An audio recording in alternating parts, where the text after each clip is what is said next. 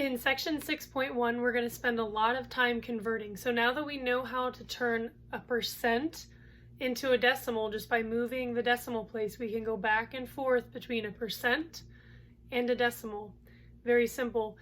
How do we do that, including fractions now? How can we turn decimals into, percents into decimals and fractions?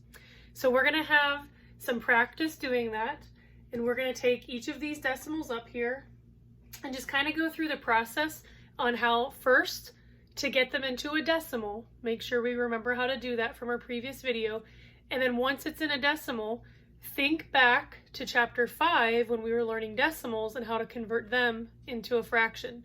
So every percent can be converted into a fraction if you convert it into a decimal first. So we'll go ahead and do that.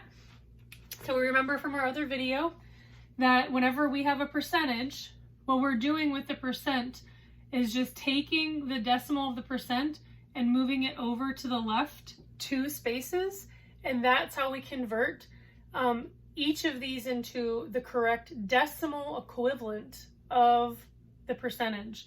So 8% would equal 0.08 as a decimal. 135, if we take our decimal and move it over 2 places, would be 1.35.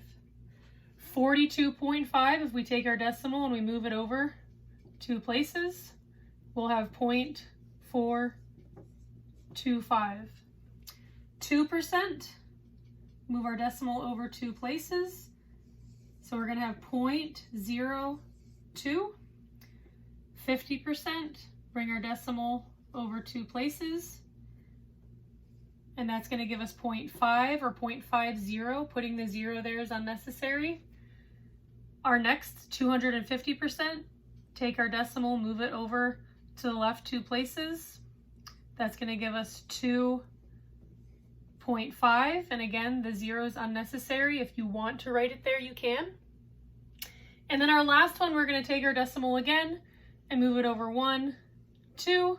So now we're going to have a decimal, so 0.064. So you notice when I converted each of these from a percent to a decimal, did I include that percent symbol or that percent sign? I did not. So a decimal and a percent are 2 different things. So when you're converting one to the other, you're either adding the sign or you're dropping it, but the sign, that percentage sign, will not be with both. So a percentage and a decimal are 2 different things, and the sign will not be included in the decimal format. Only in the percentage format will you see that sign. So now that we know what each of these are as a decimal, can we convert it into a fraction? Yes, we can. We spent a lot of time doing that in chapter 5. So let's go ahead and practice. So we know that we're going to the hundredths place. So our denominator is going to be 100, and that 8 is going to be on top. And then of course we would want to reduce that. We can reduce that by dividing by 4, and our answer would be 2 over 25.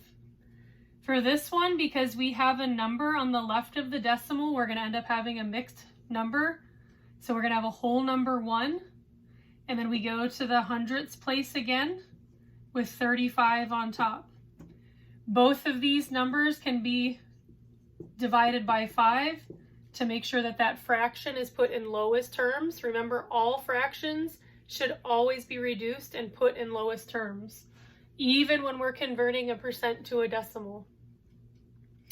Our next one, we're going to the thousands place now.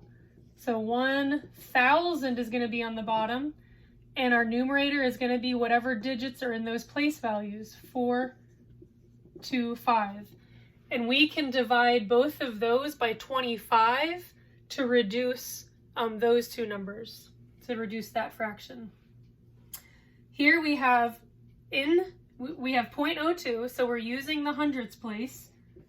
So 100 is going to be our denominator, and 2 will be our numerator. So whatever digit is in those place values, that's what you're putting as your numerator. And 2 over 100 can be reduced. You can divide both of those by 2 and get 1 over 50. 0.5, turning that into a fraction, we're only going to the tens place. So 10 is going to be our denominator, and 5 is going to be our numerator. We can reduce that by dividing both the top and the bottom by 5, and that'll give us 1/2. 250% equals 2.5.